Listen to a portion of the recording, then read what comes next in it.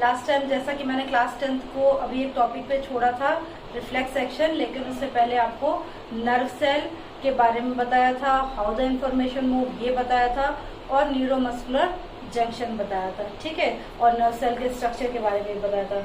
और मैंने एक टॉपिक क्या छोड़ा था आपके लिए, रिफ्लेक्स एक्शन, ठीक है, बहुत ही इंपॉर्टेंट टॉपिक है, इसलिए मैं सोचा इसका नेक्स्ट लेक्चर बनाते हैं, क्योंकि इसके बाद वाला टॉपिक भी थोड़ा सा अलग टाइप का है, तो इसलिए वो इस लेक्चर में हम इंक्लूड करेंगे, ठीक है। तो हमारा क्या टॉपिक छूट रहा था, रिफ्लेक्स एक्शन, ठीक है। रिफ्लेक्स एक्शन होता क्या है, रिफ्लेक्स एक्शन मीन्स जैसे कि आपने कोई हॉट ऑब्जेक्ट को छुआ, ठीक है, तो जैसे आप किसी हॉट तवा को या हॉट भगोने को छूते हो तो क्या होता है, आप छूते हो और इमीडिएट जैसे घर पहुंचे एकदम स्कूल से और एकदम मम्मी ने क्या बनाया किचन में, खट से ऐसे प्लेट खोल के देखा और हाथ जल गया। क्यों जल गया, क्योंकि आपने उस टाइम ध्यान नहीं दिया कि मम्मी ने उसका तुरंत गैस स्टोव बंद किया हो, ठीक है। तो उसमें आपने ऐसा नहीं किया कि गर्मी निकल रही है प्लेट से, आप फिर भी पकड़े हुए हो, आपने इमीडिएट उसको छोड़ दिया, ठीक है। जैसे कि आप रोज तोड़ने जाते हो गार्डन में, तो जैसे ही उसका कांटा चुभता है, भले ही कितना आपको जरूरी जल्दी हो रहा हो, आप फिर भी थोड़ा रुक के पहले देखते हो अरे कांटा लगे, फिर आप ध्यान से उसको फिर रोज को तोड़ते हो। तो वो इमीडिएट जो आपने हाथ हटाया कांटा लगते ही पियर्सिंग से, और या फिर आपने जैसे हॉट ऑब्जेक्ट को छुआ तो जो हीट आपने ऑब्जर्व की उसकी वजह से आपने जैसे इमीडिएट हाथ हटाया, तो सब किसके थ्रू है, रिफ्लेक्स एक्शन के थ्रू। जैसे कि हम खाने के बारे में जब सोचते हैं, जैसे बहुत ही टेस्टी खाए, जैसे गोलगप्पे हो गए, गोलगप्पे के बारे में सोचते हैं आपके मुंह में पानी आ जाएगा, तो वो क्या है, रिफ्लेक्स एक्शन है कि हमने इमीडिएट एक्शन किया, ठीक है। हमें नहीं पता था, वो हमारी बॉडी ने अचानक से कर दिया। जैसे हम ब्राइट लाइट में गए, सडनली हमारे आगे छोटी छोटी हो गई। जैसे हम अंधेरे में आए, हमने जितना चाहा उतना आगे स्प्रेड करने की कोशिश की कि हमको कुछ तो दिखाई दे जाए, ठीक है। तो जो आइरिस का ओपनिंग एंड क्लोजिंग है according to the light coming and going, तो उसके अकॉर्डिंग जो आइरिस है वो भी ऑटोमेटिकली बिहेव कर रही है, रिफ्लेक्स एक्शन के थ्रू बिहेव कर रही है, ठीक है। तो वो चीजें हमारी पलकें जो बिहेव कर रही है रिफ्लेक्स एक्शन के थ्रू बिहेव कर रही है। कोई एकदम से हाथ लाता है मुंह के पास तो हमारी पलकें चिपक जाती है, तो रिफ्लेक्स एक्शन होता है, ठीक है। तो ये सारे रिफ्लेक्स एक्शन क्यों जरूरी है, क्योंकि ये है तो ब्रेन से ही कनेक्टेड, लेकिन हमारा ब्रेन क्या है, वो बहुत ही कॉम्प्लिकेटेड है, और कॉम्प्लिकेटेड ब्रेन का मेन काम होता है थिंकिंग प्रोसेस, चीजों को सोचता है, स्टोर करके रखता है रिकॉल के लिए। तो इसलिए ब्रेन का काम क्या है, बहुत ज्यादा कॉम्प्लिकेटेड है, ठीक। लेकिन हमको क्या चाहिए, इमीडिएट एक्शन। तो उसके लिए ब्रेन के अलावा भी हमारी बॉडी में एक सिस्टम प्रेजेंट है, सेंट्रल नर्वस सिस्टम, जो कि जुड़ा है हमारी स्पाइनल कॉर्ड से। हम सारे वर्टिब्रेट्स हैं, वर्टिब्रेट मीन्स हम सबके क्या है, एक वर्टिबल कॉलम है, ठीक है, जितने भी हम एनिमल्स हैं, तो हम वर्टिब्रेट्स हैं। तो वर्टिब्रेट हमारी वर्टिब्रा में क्या प्रेजेंट है, हमारी स्पाइनल कॉर्ड। तो स्पाइनल कॉर्ड के पास से बहुत सारी पेयर में निकले होते हैं नर्व सेल्स, ठीक है। तो ये नर्व सेल्स या नर्व नेटवर्क हमारी पूरी बॉडी में हेड टू टो फैला रहता है, जिसकी वजह से हमें सर पे कुछ फील हो या पैर पे कुछ फील हो, बिना देखे हमें पता लग जाता है पैर के किस पोर्शन में कोई कांटा चुभा या गिट्टी लगी पैर में, ठीक है। तो वो कैसे पता लगा, क्योंकि हमारे पास एक बिगेस्ट सेंसरी ऑर्गन है, वो है हमारी स्किन, ठीक है। तो स्किन हमारी चीज सेंस करके हमारे सेंट्रल नर्वस सिस्टम को देती है, हमारे ब्रेन को मैसेज देती है, जिससे हमें चीजें पता लगती है, ठीक है। तो यहाँ पे क्या है, हाथ में क्या है, हमारी स्किन है, ठीक है। हाथ हमारा बना है वॉलंटरी मसल्स का, ठीक है। वॉलंटरी मसल्स भी आपने क्लास 9th में पढ़ी थी। वॉलंटरी वो मसल्स होती हैं जिनको हम अपनी इच्छा से मूव कर सकते हैं, ठीक है। और इनवॉलंटरी वो मसल्स होती है जिनमें हमारा कोई कंट्रोल नहीं होता। तो वॉलंटरी मसल हाथ की है, हमारी इच्छा है, हम चाहे तो तवे पर हाथ रखा रहने दें, लेकिन क्या हम रखे रहने दे सकते हैं, नहीं, क्योंकि हमारा रिफ्लेक्स एक्शन हमको इमीडिएट अपना हाथ हटवा देगा, ठीक है। तो वो चीजें क्या कर रही हैं, हमारे वॉलंटरी एक्शन से इनवॉलंटरी एक्शंस करवा रही है वॉलंटरी मसल से। तो यहाँ पे क्या है, रिसेप्टर्स है, नंबर 1 हमारा है रिसेप्टर्स मीन्स जो सिग्नल रिसीव कर रहा है, सेंसरी न्यूरॉन जो सिग्नल को रिसीव करके सेंस कर रही है, फिर वो किसके पास भेज रही है, सेंट्रल नर्वस सिस्टम में रिले न्यूरॉन को। रिले का क्या काम होता है, इमीडिएटली मैसेज को एक न्यूरॉन से दूसरे न्यूरॉन में ट्रांसफर करना, ठीक है। जैसे कि आपकी रिले रेस में होता है, एक बोल्ट लेके चलते हैं, एक दूसरे को ट्रांसफर करते हैं, ठीक है, इमीडिएट ट्रांसफर करते हैं। अगर नहीं इमीडिएट हुआ तो रेस हार जाते हैं, ठीक है। तो रिले न्यूरॉन किसको मैसेज भेजेगी, मोटर न्यूरॉन को, और मोटर न्यूरॉन हमारी मसल को बोलेगी कि अपना हाथ हटा लीजिए, ठीक है। सो ये पूरा क्या बनेगा, एक आर्क जैसा बनेगा, ठीक है। आर्क क्या होता है, आपका सर्किल का एक पीस, ठीक है। एक नॉर्मल सर्किल का एक पीस को हम क्या बोलते हैं, आर्क, ठीक है। जैसे ये सर्किल है, सर्किल के इस पीस को क्या बोलेंगे हम, आर्क। तो इस तरह से एक आर्क यहाँ पे बनेगा, receptor, sensory neuron, central nervous system, relay neuron, motor neuron और इफेक्टर। ठीक है, आपकी बुक में बहुत डिटेल नहीं दे रखा है, आपको डायग्राम से इसे समझना है। बाकी जैसे मैं बता रही हूँ, अगर आप स्टेप बाय स्टेप लिख देंगे तो भी आपका काम हो जाएगा। ठीक है, क्योंकि क्वेश्चन क्या आता है कि what is reflex action and what do you understand by reflex arc. ठीक है, रिफ्लेक्स आर्क क्या हो सकता है, एक्टिविटी के थ्रू दे दे कि जब हम हॉट पेन को छूते हैं तो क्या होता है। ठीक है, तो अकॉर्डिंगली वो क्वेश्चन बन के आ जाएगा, लेकिन आपकी बुक से रिलेटेड आता है। डायग्राम बनाना इतना बहुत ज्यादा जरूरी नहीं होता है रिफ्लेक्स एक्शन में, आप इसको एरो डायग्राम के थ्रू भी बता सकते हैं। ठीक है, एरो डायग्राम मीन्स आप लिख देंगे सिर्फ रिसेप्टर्स, फिर एक एरो बनाएंगे सेंसरी न्यूरॉन, एरो बनाएंगे सेंट्रल नर्वस सिस्टम, एरो बनाएंगे रिले न्यूरॉन, एरो बनाएंगे मोटर न्यूरॉन, एरो बनाएंगे इफेक्टिव न्यूरॉन। तो इस तरह से आपका पूरा एक एरो डायग्राम बन जाएगा, तो उससे भी आपका आंसर कंप्लीट हो जाएगा। ठीक है, तो ये पूरा आ गया आपका reflex action. Reflex action means immediate action, जो कि हमारी इनवॉलंटरी मसल्स तो करती रहती हैं, हमारी वॉलंटरी मसल्स भी कर सकती हैं, जब हमारी स्किन ने कोई इमीडिएट इस तरह का कोई फियर या इस तरह का कोई मतलब हमारी स्किन को जो हर्ट कर रहा है वो चीज अगर उसने कुछ ऑब्जर्व की हो। ठीक है, सेकेंड आपका आता है human brain. Human brain topic देखने में कॉम्प्लिकेटेड है, बड़ा भी है, लेकिन ये बोर्ड में सिर्फ 1 नंबर या 2 नंबर, 1 नंबर मैक्सिमम में क्वेश्चन आता है।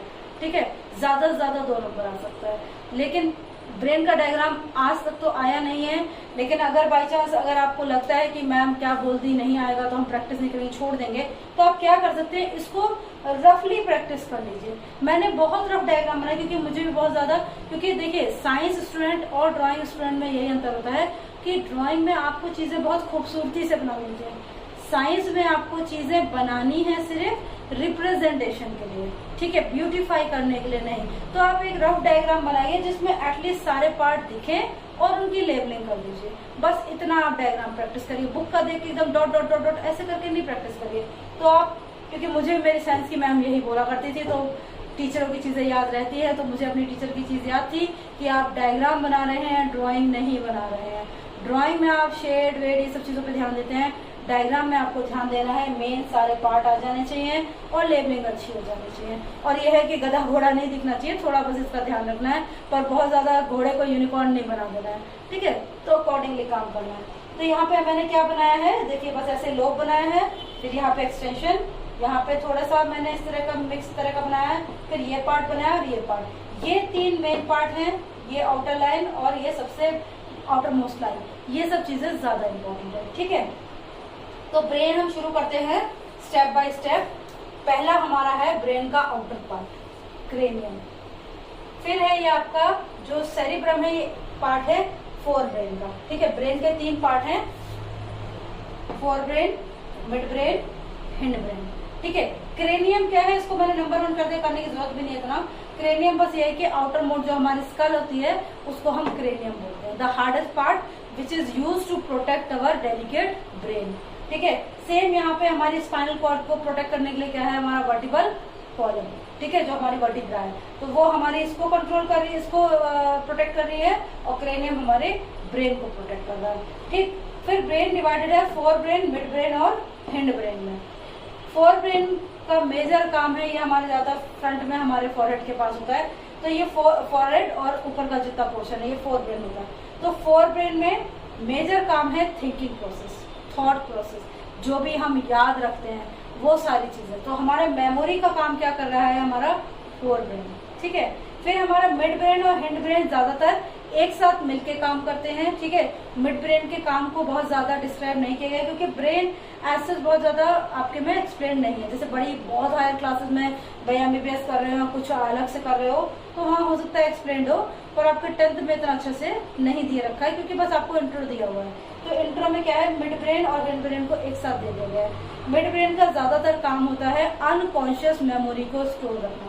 अनकॉन्शियस मीन जैसे हम ड्रीमिंग जो करते हैं, जो हम सपने देखते हैं, तो सपने देखने में क्या है, हम कहीं भी चले जाते हैं, हो सकता है हम हवा में भी उड़ने लग जाएं, तो वो चीजें क्या है, अनकॉन्शियस वे में ये हमारी इच्छा होगी कभी कि हम हवा में उड़ना चाहते हैं, ये हमारी इच्छा होगी कि अभी हम कुछ करना चाहते हैं, तो वो सारी चीजें हमारे कहाँ ज्यादातर मिड ब्रेन में रहती हैं, लेकिन बहुत ज्यादा इसको क्लासिफाई नहीं किया गया है। फिर है आपका हिंड ब्रेन। हिंड ब्रेन को 3 पार्ट्स में डिवाइड किया है, प्यूस, मेड्यूला, सेरेबेलम। पियूस जो है इसका भी ज्यादा वर्क नहीं बताया गया है, मेडुला का भी नहीं बताया गया है आपकी बुक में। मेजर वर्क बताया गया है आपका सेरिबेलम का, ठीक है। मेजर वर्क किसका बताया गया है? सेरिबेलम का। तो सेरिबेलम का वर्क क्यों बताया गया है? क्योंकि हिंड ब्रेन का मेजर काम है आपके इनवॉलंटरी फंक्शंस को कंट्रोल करना। जैसे कि अगर आपके पेट में कुछ गड़बड़ चीज आपने खा ली है, आपके पेट में चली गई है, तो इमीडिएट आपको वोमिट हो जाता है, या फिर इनडाइजेस्ट फूड है तो वो आपको तुरंत वोमिट हो जाता है। सेम गोज, गले में कुछ फंस गया तो आप तुरंत खांसने लग जाते हैं, आपके नोज में हल्के से पार्टिकल्स चले गए आपको छींक आ जाती है। तो स्नीजिंग, कफिंग, वोमिटिंग, ये सारी चीजें हमारे कंट्रोल में नहीं है। These are involuntary function. इसको मेजरली कौन कंट्रोल कर रहा है? हमारा हिंड ब्रेन, ठीक है। तो हिंड ब्रेन इसको कंट्रोल कर रहा है।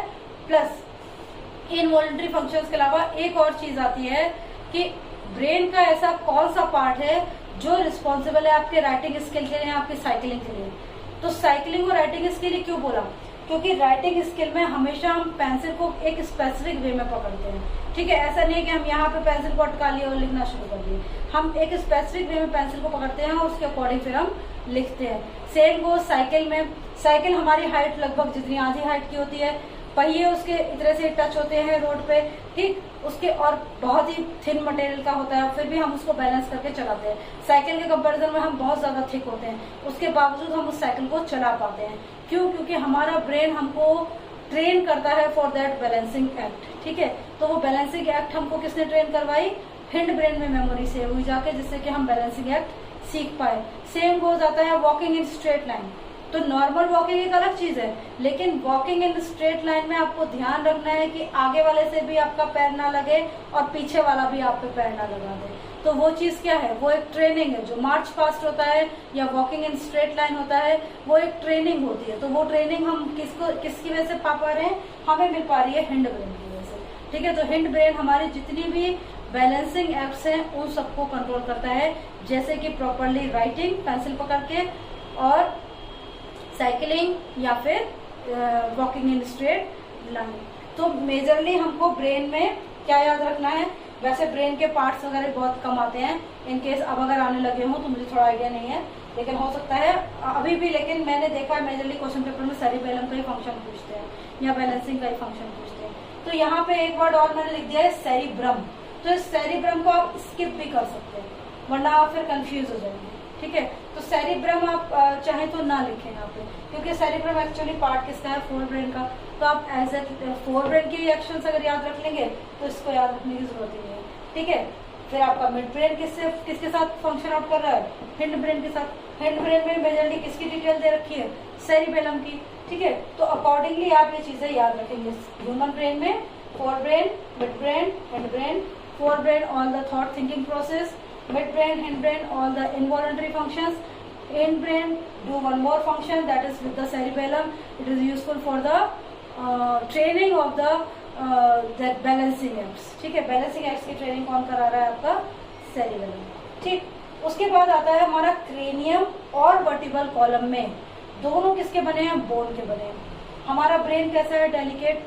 स्पाइनल कॉर्ड कैसी है? डेलिकेट, ठीक है। लेकिन ये ऊपर नीचे क्या बने हुए? दोनों जगह बहुत ही हार्ड सरफेस की चीजें।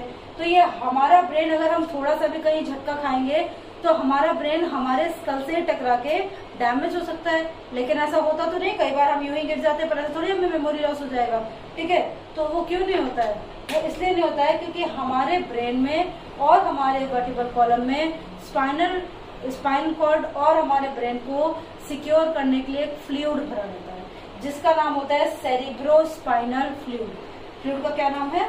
CSF मैंने शॉर्ट में लिख दिया था, सेरिब्रो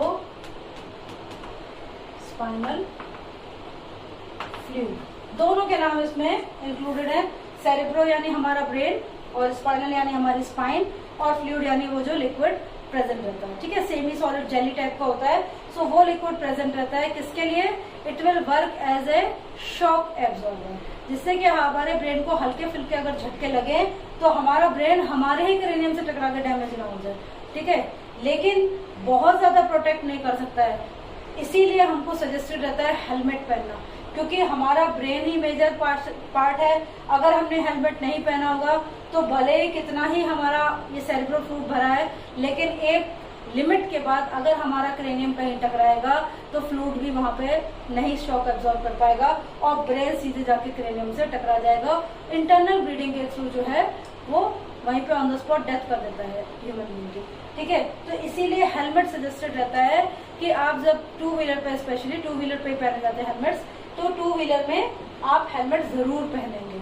ठीक है, फोर व्हीलर में भी होता है। आप लोग सोच रहे हो मैंने टू व्हीलर क्यों बोला, आपने मोटर रेस वगैरह देखी होगी, उसमें फोर व्हीलर वाले भी हेलमेट पहनते हैं क्योंकि उनकी गाड़ी की स्पीड बहुत ज्यादा तेज होती है, गाड़ी पूरी पलट जाती है, जल जाती है, स्टिल ड्राइवर बच जाता है। क्यों? क्योंकि उसने हेलमेट और सारे बाकी सेफ्टी मेजर्स पहने होते हैं। ठीक है, तो यहाँ पे भी हमें टू व्हीलर में स्पेशली सजेस्टेड होता है कि आप हेलमेट पहन के टू व्हीलर चलाएं, क्योंकि टू व्हीलर में आपकी स्पीड चाहे स्लो ही क्यों ना हो, लेकिन अगर आप डायरेक्ट कंक्रीट रोड के कांटेक्ट में आएंगे तो आपका हेड जो है वो तुरंत इंजर्ड हो जाएगा, इंटरनल ब्लीडिंग से ब्रेन डैमेज हो जाएगा, जिसकी वजह से इंटरनल जो इमीडिएट डेथ हो जाती है। ठीक है, लोग कहते हैं कि बिल्कुल खून नहीं आया, डेथ कैसे हो गई? तो डेथ किसकी वजह से होती है? इंटरनल ब्रेन ब्लीडिंग की वजह से, क्योंकि आपका ब्रेन जाके क्रेनियम से टकरा जाता है। तो इसीलिए नॉर्मल शॉक्स के लिए हमारे पास सेरिब्रोस्पाइनल फ्लूइड है और बड़े शॉक से बचने के लिए हमारे पास टू व्हीलर पे हेलमेट्स है। ठीक है, तो ये थोड़ा सिक्योरिटी मेजर मैंने बताया, तो उसको थोड़ा सा आप हटाते हैं। मेन आप टॉपिक पे आइए। आपका ब्रेन क्रेनियम से covered, fore brain, mid brain, hind brain. Fore brain का काम thinking process, mid brain hind brain के साथ काम करता है। हिंड ब्रेन जो है वो बहुत सारे काम करता है, लेकिन मेजर काम उसका क्या है? सेरिबेलम का। ठीक है, सेरिबेलम का काम क्या है? आपके जितने भी बैलेंसिंग एक्ट है उनको मेंटेन रखना। ठीक है, तो बैलेंसिंग एक्ट को मेंटेन रखता है। आप इसी की वजह से साइकिल चलाना सीख पाते हैं, वॉकिंग इन स्ट्रेट लाइन यानी मार्च पास करना सीख पाते हैं, और इसी की वजह से आप लिखना सीख पाते हैं। ठीक है, तो ये हो गया हमारा ब्रेन। तो दो टॉपिक मैंने आज कवर किए आपके। रिफ्लेक्स एक्शन में रिफ्लेक्स आर, ठीक है, आपको बताया था, receptor, sensory neuron, CNS, relay neuron, motor neuron and effector, muscle. Arrow diagram आप बना के प्रैक्टिस कर सकते हैं। ब्रेन में आप ब्रेन के बारे में थोड़ा बहुत लिख सकते हैं, जिसमें डायग्राम बहुत नीडेड नहीं रहता है, लेकिन आप एक रफ डायग्राम प्रैक्टिस कर सकते हैं। Fore brain, mid brain, hind brain. ठीक है, तो इस तरह से आपके ये दो पोर्शन कंप्लीट हो गए। अब आपका नर्व सेल से रिलेटेड पोर्शन कंप्लीट हो जाए। इसके बाद आपके टॉपिक आएंगे, एक तो प्लांट हार्मोन्स के आएंगे, या प्लांट में जो सेंसेशन होती है वो टॉपिक आएगा, प्लस एक टॉपिक आएगा आपका बॉडी हार्मोन्स का। तो बॉडी हार्मोन्स जो है वो भी कनेक्टेड ब्रेन से ही है। ठीक है, पूरी बॉडी में स्प्रेडेड है, ब्रेन ही मैसेज देगा कब किस हार्मोन को सीक्रेट करना है, लेकिन सभी हार्मोन्स के अलग अलग काम है। तो वो पूरा एक टॉपिक है, वो अलग से आता भी है अच्छे नंबरों में, तो वो टॉपिक मैं आपको आपके नेक्स्ट लेक्चर में कराऊंगी। ठीक है, तो अभी आप इतना ही याद करिए, बाकी हम मिलते हैं नेक्स्ट लेक्चर में। Thank you so much, bye, take care.